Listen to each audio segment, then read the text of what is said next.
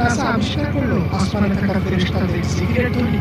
নাসার একটি গবেষণায় উঠে আসে মহাশূন্যের নিঃশব্দ হওয়া হলেও আসলে সেখানে প্রতিনিয়ত শব্দ হচ্ছে।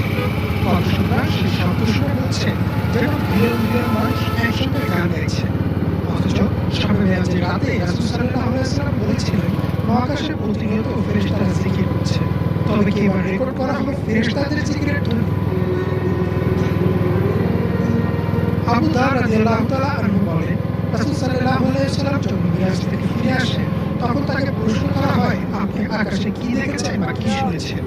উত্তরে তিনি বলেন, আমি যা দেখেছি তোমরা তা দেখো না, আর আমি যা শুনেছি তোমরা তা শোনো।